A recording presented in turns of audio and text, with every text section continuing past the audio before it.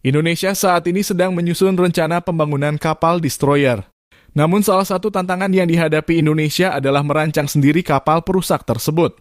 Oleh karena itu, untuk menghemat waktu, Indonesia meminta bantuan negara-negara yang berpengalaman dalam pembuatan kapal perusak. Contoh terbaru adalah kolaborasi dengan Babcock, perusahaan yang berbasis di Inggris, di mana Indonesia membeli desain Arrowhead 140.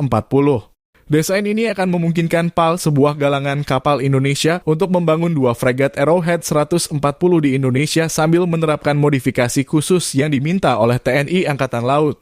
Meski berupaya memantapkan kemerdekaannya, Indonesia masih kekurangan pengalaman dalam merancang kapal fregat sendiri. Oleh karena itu, kerjasama dengan mitra asing yang kompeten sangat penting untuk memastikan keberhasilan proyek. Tercatat Jerman telah menyita desain kapal perusak berbobot 10.000 ton yang diperuntukkan bagi TNI Angkatan Laut. F126 buatan Jerman akan menjadi kapal Angkatan Laut serbaguna yang dirancang agar dapat dioperasikan dengan Angkatan Laut Sekutu.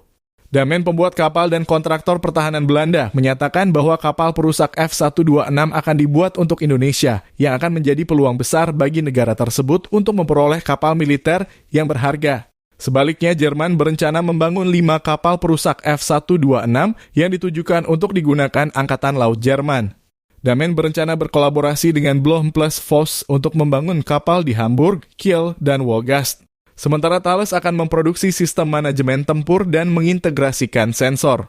Penting bagi Indonesia untuk memprioritaskan kebutuhan pertahanannya dan memastikan bahwa Indonesia memiliki sarana yang diperlukan untuk melindungi kepentingannya mengingat persaingan global dalam teknologi Angkatan Laut. Negara-negara lain di Asia juga melakukan upaya signifikan dalam membangun kemampuan Angkatan Laut mereka. Misalnya saja, Indonesia berencana untuk mengembangkan sejumlah kapal perusak dan kapal induk.